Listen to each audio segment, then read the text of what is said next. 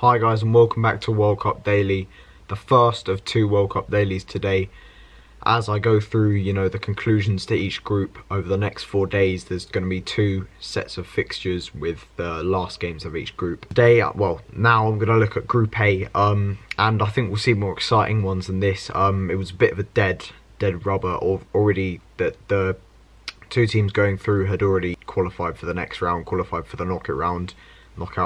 Obviously we had Uruguay, who have won both their previous games, and Russia, the two better teams in this group. Uruguay in the end have shown that they are the outstanding team in this group. Not outstanding, but they're the way better team in this group. That was obviously the game I watched, Uruguay Russia. All of the talk going into it was basically about who was going to come out top of the group and who will potentially avoid Spain. It looks like Uruguay will probably now play Portugal, which I'll look at later in the next video with the conclusions to Group B, and we'll see what the fixtures are later today. But yeah, looking at this game, we saw a typical Uruguay performance. I was very critical of them in the last two games. They're quite defensive, very pragmatic. I felt against Saudi Arabia they easily had the firepower to go forward and score more goals. One thing I do have to say though is I thought they relied heavily on their world-class centre-back pairing and their world-class strikers in Cavani and Suarez, and then obviously Godin and Jimenez.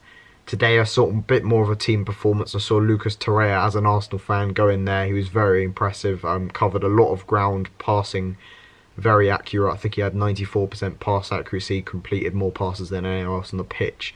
Covered a lot of the ground, and he, as an Arsenal fan, is very encouraging to see what he did. He's just the ultimate defensive midfielder, screened the back four, interceptions, tackles.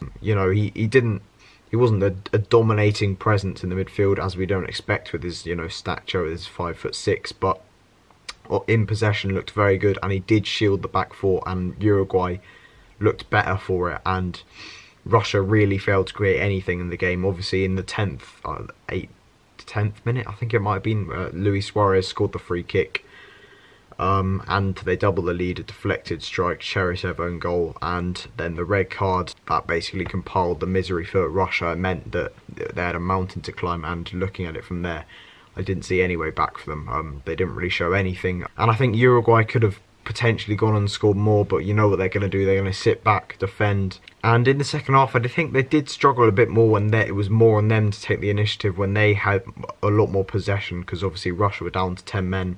I think they struggled. They were better before they went down to 10 men and didn't really have the onus on them to attack, and didn't have as much possession, because they like to sit back, absorb pressure, and then get their front two to provide goals for the team. And yeah, so I think when we see them play Portugal potentially, who are another team who sort of like to sit back and sort of grind out a result regardless of who they're playing, whether they're much inferior opposition, they still seem to sit back and absorb pressure and just expect Ronaldo, or in Uruguay's case Suarez and Cavani to get the goals. They did that in this game, other than the second half, and they did have to take the initiative. So when you're looking at it, that will be an interesting matchup, Portugal v Uruguay. If that does happen, who will take the initiative? Will we see a team go for it a bit more?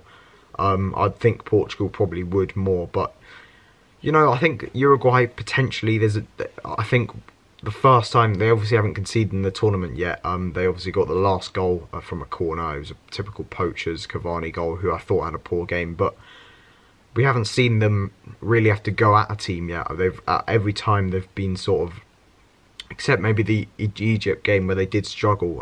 The Saudi Arabia game, they got the goal early, they could just sit back, they didn't really have to do anything going forward, and it was the same in this game really, after they got those two goals. And yeah, I think it'll be interesting to see when they do, if say they concede first in their last 16, what they will do after that, and how they will respond to having to actually attack more and not be the team in the lead. Yeah, they're not the most exciting team. I don't think this is the most exciting group, but they comfortably beat Russia. I think it was brought Russia down to earth a bit more. They beat two very average teams, and I can't see them going past the last 16, to be honest. But then again, I think going into the tournament, they didn't have very high expectations, so it's not really a disaster for them. And then obviously in the other game, didn't watch it, but I saw the last goal for Saudi Arabia, 2-1. From what I've heard, is Saudi Arabia, it's very similar performance to the last two, sort of very neat in possession, but no cutting edge, no real quality in the final third. They could pass it around the middle of the pitch quite nicely, but when they got into the final third, they had nothing. But they did score twice. I know one of them was a penalty. Then I saw the last goal, quite a nice move, but Egypt had just switched off. Egypt really, really poor. I was disappointed in what I've seen from Egypt in this tournament. You know, they got Mo Salah, but the rest of the team nowhere near the same level. Obviously El Neni in there, but yeah, I think I've seen a lot of the African teams who are a lot better than them, and I think they'll struggle to win the next African Cup of Nations when it does come by. But yeah, not the most exciting group, but obviously we've seen Uruguay come out of it, Russia. Uruguay definitely the best team in the group. But yeah, I'm looking forward to seeing what Uruguay do and how far Russia can get. I think they'll go out, but I'm just going to leave it there. I'm going to try and keep these relatively short, and I'll see you in the next one.